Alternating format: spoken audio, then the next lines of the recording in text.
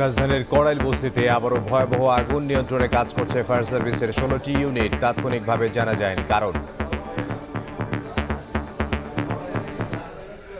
দেখছিলেন প্রধান শিরোনাম। সন্ধ্যার সময় সঙ্গে আছে আমি ইমদাদুল হক।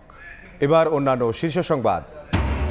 জাতীয় নির্বাচনের পদ্ধতিতেই গণভোট, ব্যালট হবে রঙিন, আজকালের মধ্যে গেজেট, শিগগিরই প্রচারণা শুরু, পক্ষপাতিত্ব করলে ব্যবস্থার হুঁশিয়ারি ইসির। ফেব্রুয়ারিতে ঝামেলামুক্ত নির্বাচনের আশা বিএনপির, একই দিন গণভোট চায় বেশিরভাগ দল ও জনগণ, ক্ষমতায় গেলে কর্মসংস্থানে গুরুত্ব দেওয়ার ঘোষণা নেতাদের। প্লট দুর্নীতি মামলায় শেখ হাসিনা, রেহানা ও টিউলিপের রায় 1 ডিসেম্বর। সর্বোচ্চ সাজা চায় দুদক। কুষ্টিয়ায় 6 হত্যা মামলায় হানিফের বিরুদ্ধে সাক্ষ্য আগামী মাসে। বন্দর বিদেশিদের হাতে গেলে ঝুঁকিতে পড়বে সার্বভৌমত্ব, চুক্তির এখতিয়ার নেই অন্তর্বর্তী সরকারের, দাবি রিটকারী আইনজীবীর। নাকচ অ্যাটর্নি জেনারেলের রায় 4 ডিসেম্বর। এবং মোবাইলে অটো চালু হচ্ছে সার্ভিস, অজান্তেই কাটছে টাকা, মেয়াদহীন ডেটায় বাড়তি অর্থ, সিম পরিবর্তন ফি 350। পিটিআরসির গণশুনানিতে নানা অভিযোগ, ব্যবস্থার আশ্বাস।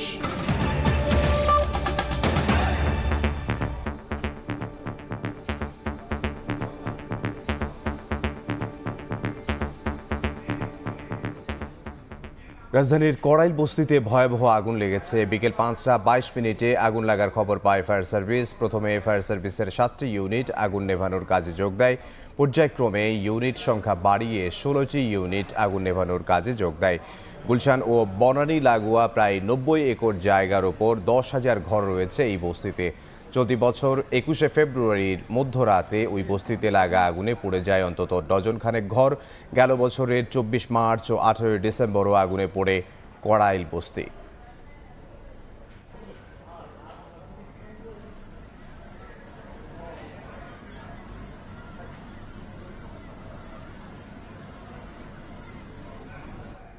এই মুহূর্তে রাজধানীর কড়াইল বস্তি এলাকায় আছেন সহকর্মী আদনান তুর্য। আমরা সরাসরি যাব তার কাছে। রাজধানীর কড়াইল বস্তিতে কিন্তু এখনো আগুন জ্বলছে।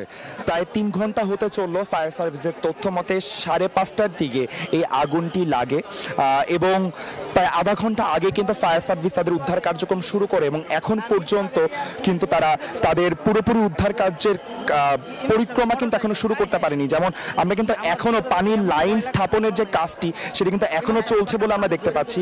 অগ্নিকাণ্ডের দিকে, আগুনের দিকে কিন্তু পানি মারার যেই পরিস্থিতি তা কিন্তু এখনো ফায়ার সার্ভিস তৈরি করতে পারেনি। এর পিছনে যেমন উৎসুক জনতা রয়েছেন এবং এই এলাকার রাস্তাঘাট কিন্তু প্রচন্ড সরু এবং আশেপাশে যে দোকানগুলো রয়েছে আপনারা যেহেতু আশেপাশে দেখতে পারবেন হয়তো সব দোকান এখন বন্ধ রয়েছে, কিন্তু তারপরও স্থানীয় মানুষজনদের ভিড় এবং ফায়ার সার্ভিস এবং গণমাধ্যম কর্মীদের যেই ভিড়টি রয়েছে সেই ভিড় কিন্তু এখনো এই স্থানে রয়েছে।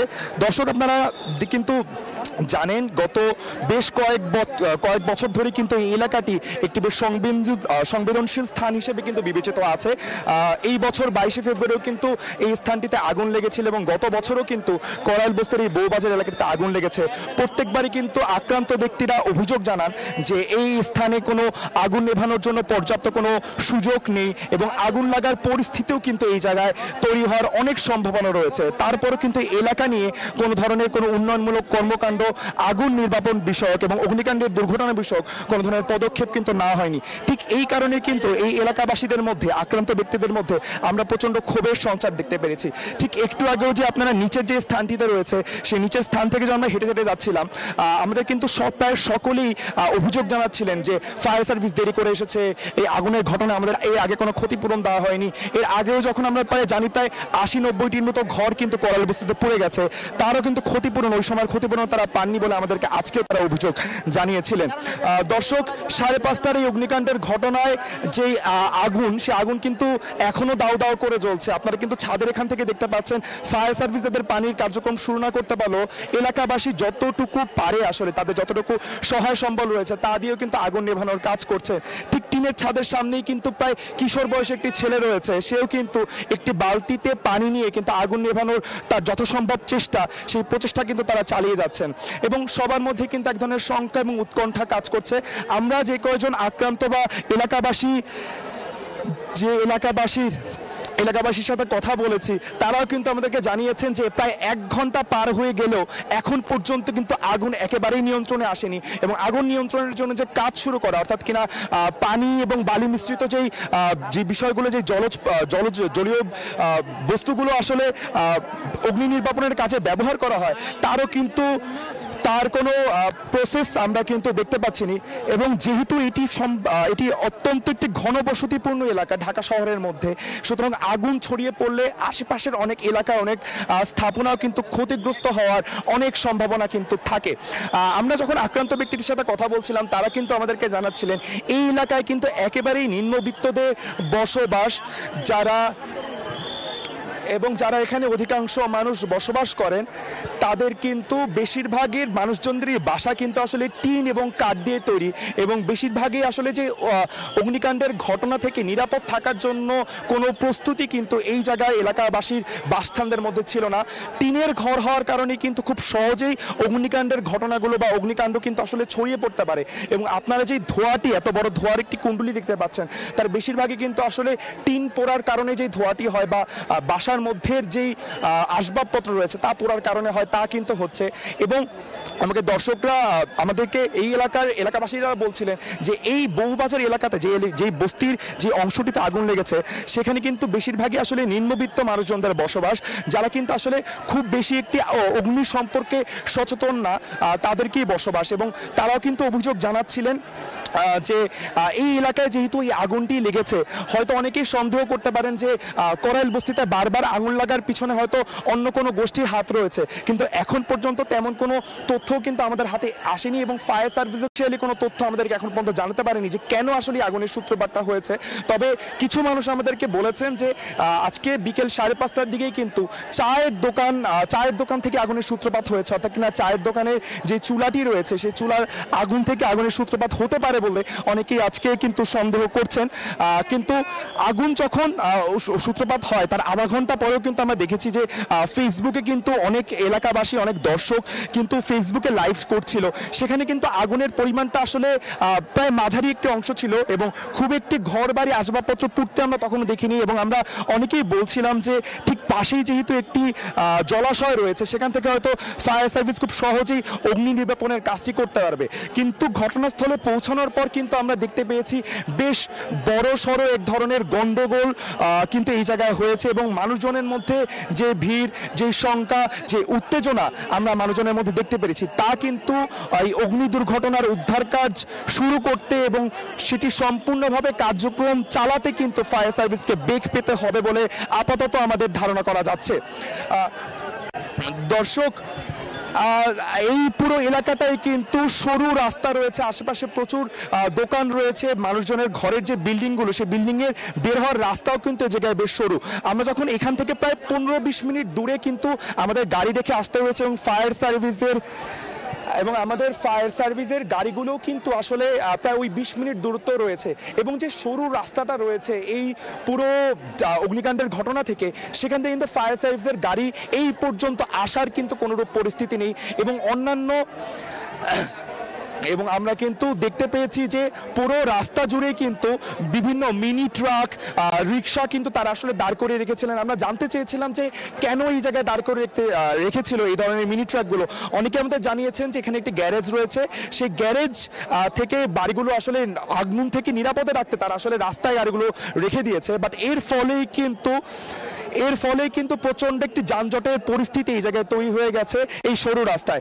দর্শক, সর্বশেষ তথ্য অনুযায়ী ফায়ার সার্ভিসের 16টি ইউনিট কিন্তু বর্তমানে অগ্নিকাণ্ড দুর্ঘটনার উদ্ধার কাজে বর্তমানে কর্মরত রয়েছেন। এবং আমরা কিন্তু এই মুহূর্তে নিচ থেকেও দেখতে কিন্তু পাচ্ছি যে মানুষজন, ফায়ার সার্ভিসের লোকেরা কিন্তু ভিড় ঠেলে, উৎসুক জনতা এবং যে আবেগী আক্রান্ত এলাকা, যে এলাকাবাসী রয়েছেন, সেই ফায়ার সার্ভিস কর্মীরাও কিন্তু তাদেরকে এক ধরনের ঠেলে তাদের কাজ করতে হচ্ছে। আমাদের যে ফায়ার ফাইটাররা রয়েছেন, তারাও কিন্তু বেশ বেগ পেতে হচ্ছে এই সরু এলাকায় কাজ করার জন্য। দর্শক আপনারা কিন্তু দেখতে পাচ্ছেন এই শুধুমাত্র কিন্তু ফায়ার সার্ভিসের কর্মীরা নয়, এলাকাবাসী যেমন রয়েছে তেমন একটু আগেও কিন্তু আমরা রেড ক্রিসেন্টের ভলান্টিয়ারদেরও দেখতে পেয়েছি। তারাও কিন্তু আসলে দর্শকদের তারাও কিন্তু এলাকাবাসীদেরকে আসলে সচেতন করার মাধ্যমে, তাদেরকে নিয়ন্ত্রণ করার মাধ্যমে একভাবে রাস্তার ভিড়টা কমানোর চেষ্টা করছেন। তবে তেমন কোনো অগ্রগতি কিন্তু আমরা দেখতে পাচ্ছি না। দর্শক, এখনো কিন্তু আগুনের শিখা তেমন কমেনি, এখনো কিন্তু তেমন অগ্নিকাণ্ডের তেমন শিখা আমরা এখনো কমতে দেখিনি। দর্শক, এই মুহূর্তে করাইল বস্তির অপর প্রান্তে রয়েছেন আমাদের সহকর্মী মুরসালিন হক জুনায়েদ। আমরা সরাসরি চলে যাচ্ছি মুরসালিনের কাছে। রাজধানীর মহাখালীর পার্শ্ববর্তী যে করাইল বস্তি সংযোগস্থল বনানী গুলশানের পার্শ্ববর্তী যে বস্তিটি বেশ দীর্ঘদিন সময়ের এই পুরনো এই বস্তিটিতে বিকাল 5:22 নাগাদ ফায়ার সার্ভিসের তথ্য মতে তারা খবর পান এই অগ্নিকাণ্ডের ঘটনাটি, এবং এরপর থেকেই আগুন নিয়ন্ত্রণের জন্য একে একে কাজ শুরু করে ফায়ার সার্ভিসের একাধিক ইউনিট। এখন পর্যন্ত 11টি ইউনিট কিন্তু এই অগ্নিকাণ্ড নিয়ন্ত্রণের কাজে নিয়োজিত রয়েছে। এই ফায়ার সার্ভিসের যেই আগুন নেভানোর কাজে নিয়োজিত যে কর্মীরা এবং গাড়ির যে যাতায়াত, সেই যাতায়াত নিরবচ্ছিন্ন করার জন্য এখন পর্যন্ত যেই সড়কটি দেখা গিয়েছে 16টি ইউনিট তাদের যথাযথভাবে যাতায়াতের জন্য কিন্তু মহাখালী পার্শ্ববর্তী যেই TNT কলেজ রয়েছে সেই কলেজের সড়কটি বন্ধ রয়েছে। এবং এখন পর্যন্ত যেহেতু বস্তি এরিয়া এবং এই বস্তি এলাকায় যে বিষয়টি দেখা গেছে যে প্রচুর ঘনবসতির কারণে আমরা এই চলতি পথে যেটি দেখেছি যে যারা অগ্নিকাণ্ডের যে মূল ঘটনাস্থল তার নিকটবর্তী যারা রয়েছেন এই বস্তিতে অবস্থানকারী, তারা কিন্তু তাদের মালামাল সহ নিরাপদে বেরিয়ে যাওয়ার চেষ্টা করছেন। এবং এখন পর্যন্ত এই ঘনবসতিপূর্ণ বস্তিতে যেই বিপুল পরিমাণ মানুষ রয়েছেন তাদেরকে নিরাপদে সরিয়ে দেয়া এবং আগুন নেভানোর কাজ নিরবচ্ছিন্ন করতে পুলিশের বাহিনী তারা কিন্তু যাচ্ছেন ঘটনাস্থলের দিকে। এবং ফায়ার সার্ভিসের আরও ইউনিট যারা পথে রয়েছেন সেগুলোকে আগুনের নিকটবর্তী করার সর্বোচ্চ চেষ্টা চলছে। বিকেল 5:22 যে এই অগ্নিকাণ্ডের খবরটি পাওয়া গেছে সেটি বলা চলে যে 1.5 ঘন্টারও বেশি সময় পেরিয়ে গেছে, এবং এই সময়ের মধ্যে আগুন নিয়ন্ত্রণের কোনো পরিস্থিতি কিন্তু এখন পর্যন্ত দেখা যায়নি। করাইল বস্তির এই যে বিষয়টি এখন পর্যন্ত যেই জানা গেছে যে ফায়ার সার্ভিসের এখন পর্যন্ত সবশেষ যদি 2 বছর পরিসংখ্যান দেখা যায় যে 2023 সালে সারা দেশে যত অগ্নিকাণ্ড ঘটেছে তার মধ্যে 150-রও বেশি কিন্তু বস্তিতে অগ্নিকাণ্ড ঘটেছে, এবং 24 সালে প্রায় 84টির মতো কিন্তু বস্তিতে অগ্নিকাণ্ডের ঘটনা ঘটেছে। এবং করাইল বস্তিটি রাজধানীর যেহেতু অন্যতম ঘনবসতিপূর্ণ একটি বস্তি, এবং সেই বস্তিতে চলতি বছরের ফেব্রুয়ারিতেও কিন্তু আগুনের এই ঘটনাটি ঘটে। পাশাপাশি গেল বছরও এখন পর্যন্ত গেল বছরের মার্চ এবং ডিসেম্বর এই 2 মাসেও কিন্তু অগ্নিকাণ্ডের ঘটনা ঘটেছে। এবং সার্বিকভাবে সবচেয়ে বেশি আগুনের যে ঘটনা এখন পর্যন্ত দেখা যায় যে মোটামুটিভাবে শুষ্ক মৌসুমে নভেম্বর থেকে মার্চ পর্যন্ত এই সময়টিতে অগ্নিকাণ্ডের যেই বড় ধরনের ঘটনাগুলো ঘটে থাকে তার একটি রাজধানীতে যেই ঘটনা ঘটে সেখানে বস্তি যে এলাকা সেটি একটি বড় ধরনের উল্লেখযোগ্য হিসেবে কিন্তু থাকে। এবং বছরে অন্তত 2 বার করাইল বস্তিতে আগুনের ঘটনা ঘটার যেই পূর্ববর্তী রেকর্ড সেটি কিন্তু তাই বলে। সবকিছু মিলে এবছরের 21 ফেব্রুয়ারি মধ্যরাতের পর আজ আবারও এই অগ্নিকাণ্ডের যে ঘটনাটি ঘটে গেল বিকেল 5টা নাগাদ। আমরা একটি অবস্থানে গিয়ে আগুনের যে চিত্র সেটি আরেকটু ভালোভাবে দর্শকদের দেখানোর জন্য চেষ্টা চালিয়ে যাচ্ছি। বস্তি এলাকায় এখন পর্যন্ত 16টি ফায়ার সার্ভিসের ইউনিট এই আগুন নেভানোর কাজ চালিয়ে যাচ্ছে এবং যেহেতু ঘনবসতিপূর্ণ এলাকা, এই এলাকা থেকে জনগণকে সরিয়ে দেওয়ার জন্য কিন্তু চেষ্টা করছে পুলিশ সহ যারা রয়েছেন বস্তিবাসী তাদের পক্ষ থেকেও। এবং সব কিছু মিলে যেটি দেখা যাচ্ছে যে বস্তি এলাকায় খুব দ্রুত আগুন ছড়িয়ে যায়, কেননা শুষ্ক মৌসুম চলছে এবং এর প্রেক্ষিতে যেটি দেখা গিয়েছে যে আগুন ছড়িয়ে গিয়ে বেশ বিস্তীর্ণ এলাকা জুড়ে যায়। এবং আমরা কিছুটা নিকটবর্তী অবস্থানে এসেছি, ক্যামেরার চোখে আপনারা আগুনের কিছু ছবি দেখতে পাচ্ছেন। এখন যেই বিষয়টি প্রায় বেলা 5:22 ফায়ার সার্ভিস জানিয়েছে যে করাইল বস্তিতে এই অগ্নিকাণ্ডের ঘটনাটি ঘটেছে। তারপর থেকে এখন পর্যন্ত ফায়ার সার্ভিসের 16টি ইউনিট এখন এই আগুন নিয়ন্ত্রণের কাজ চালিয়ে যাচ্ছে। তবে যেই অবস্থান থেকে আগুনের সূত্রপাত হয়েছে এখন পর্যন্ত দেখা যাচ্ছে যে সেই সূত্রপাতের স্থল থেকে কিন্তু বেশ কিছুটা ছড়িয়ে গেছে এবং সামনের যেই অবস্থান দেখতে পাওয়া যাচ্ছে, দেখতে পাচ্ছেন ক্যামেরার চোখে যে আগুনের লেলিহান শিখা এখনও দাউ দাউ করে জ্বলছে এবং কালো ধোঁয়ায় আকাশ কিন্তু বলা যায় যে কালো ধোঁয়াচ্ছন্ন হয়ে গিয়েছে। আমরা দূর থেকে যতখানি দেখতে পাচ্ছি ফায়ার সার্ভিসের টিম কিন্তু অগ্নি নির্বাপনের কাজ তারা করছেন, পানি তারা দিচ্ছেন আগুন নেভানোর কাজে। তবে এই যে বস্তি এলাকা, এই করাইল বস্তির মতো এত বৃহৎ একটি বস্তি এলাকায় সেই জায়গাটি এখন পর্যন্ত মূল যে সূত্রপাত স্থল সেখান থেকে যেহেতু বেশ খানিকটা ছড়িয়ে গেছে, ফলশ্রুতিতে এখান থেকে যেই বিষয়টি বোঝা যাচ্ছে যে যেই অংশটি মহাখালী এবং গুলশানের সংযোগস্থলে যেই সেতুটি রয়েছে তার নিচে গুলশান লেকের যে অংশ যেখান দিয়ে ঢাকাবাসী অর্থাৎ এই এলাকায় যারা যাতায়াত করেন তাদের জন্য খুব পরিচিত একটি খেয়াঘাট রয়েছে।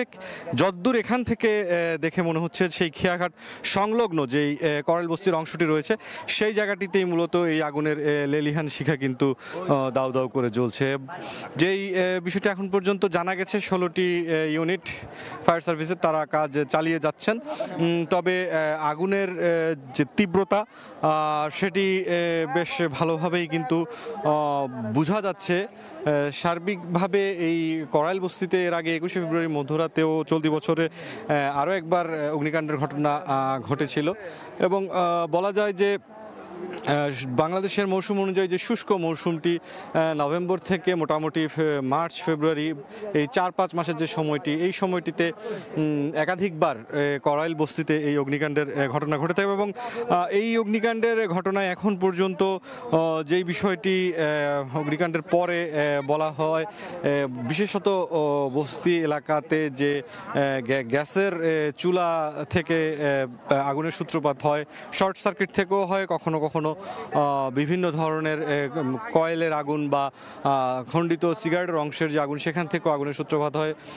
সব কিছু মিলে এই যে এখন আগুনের যে সূত্রপাত সেটি মূলত জানা যাবে এই আগুনের যে নিয়ন্ত্রণের কাজ রয়েছে ফায়ার সার্ভিস তাদের নিয়ন্ত্রণ কাজ শেষ হওয়ার পরে মূলত হয়তো বা একটি ধারণা পাওয়া যেতে পারে। এখন পর্যন্ত যেটি দেখা যাচ্ছে সবশেষ অবস্থা করাইল বস্তির যে অগ্নিকাণ্ড সেটি নির্বাপনের জন্য আপ্রাণ চেষ্টা চালিয়ে যাচ্ছেন ফায়ার সার্ভিসের কর্মীরা। মুরসালিন হক জুনায়েদ আমার সঙ্গে যোগ দিয়েছিলেন করাইল বস্তির সামনে থেকে, সেখানে ভয়াবহ আগুন লেগেছে এবং তার আগে আমাদের সঙ্গে যোগ দিয়েছিলেন সহকর্মী আদনান তুর্য। সেখানে ফায়ার সার্ভিসের 16টি ইউনিট এই মুহূর্তে আগুন নেভানোর কাজ করছে। এই আগুন লাগার খবর সরাসরি দেখতে ভিজিট করুন সময় টিভির ফেসবুক পেজে। জাতীয় নির্বাচনের পদ্ধতিতেই হবে গণভোট, ব্যালট হবে রঙিন, ভোট গ্রহণের পর একই সময়ে গণনা হবে নির্বাচন ও গণভোটের ফলাফল। সকালে প্রধান উপদেষ্টার কার্যালয়ে উপদেষ্টা পরিষদের বৈঠকে অধ্যাদেশ আকারে অনুমোদন দেওয়া হয় গণভোট আইন। বিকেলে ব্রিফিংয়ে আইন উপদেষ্টা জানান আজকালের মধ্যে জারি করা হবে অধ্যাদেশের গেজেট। শিগগিরই দেশ জুড়ে শুরু হবে প্রচারণাও। ইসি সচিব আক্তার আহমেদ জানান 5 ডিসেম্বরের মধ্যে তৈরি হবে ভোটার তালিকা। সুষ্ঠু নির্বাচনের পরিবেশ তৈরি হয়ে গেছে, কোনো রকম ঝামেলা ছাড়াই ফেব্রুয়ারিতে নির্বাচনের আশা জানিয়েছেন বিএনপি মহাসচিব। ঠাকুরগাঁওয়ে মতবিনিময় সভায় প্রার্থী তালিকা নিয়ে কিছু সমস্যা থাকার কথা স্বীকার করেন মির্জা ফখরুল। বাংলাদেশ এখন একটা গণতন্ত্রের উত্তরণের পথে যাচ্ছে। ইতিমধ্যে অন্তর্বর্তীকালীন সরকার নির্বাচনের সম্ভাব্য সময় ঘোষণা করেছে এবং বেশিরভাগ রাজনৈতিক দল তাদের ক্যান্ডিডেট ঘোষণা করেছে এবং দেশে নির্বাচনের একটা আবহাওয়া সৃষ্টি হয়ে গেছে। সুতরাং আমরা অত্যন্ত আশাবাদী যে কোন রকম ঝামেলা ছাড়াই 26 ফেব্রুয়ারির প্রথম দিকে বা মধ্যবর্তী সময়ে নির্বাচন অনুষ্ঠিত হবে। এই পর্যায়ে শীর্ষ সংবাদগুলো জানিয়ে দিচ্ছি আরও একবার।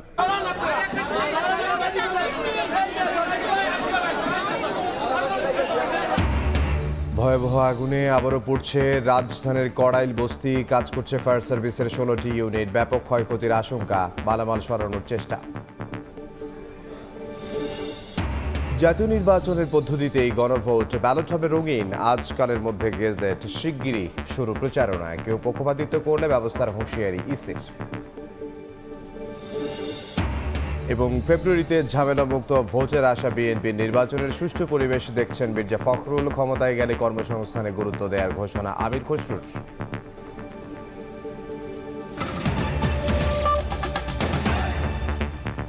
এ ছিল সন্ধ্যার সময়। এরপর জনপদের সময় নিয়ে সঙ্গে থাকবেন সহকর্মী জাফর সাদিক।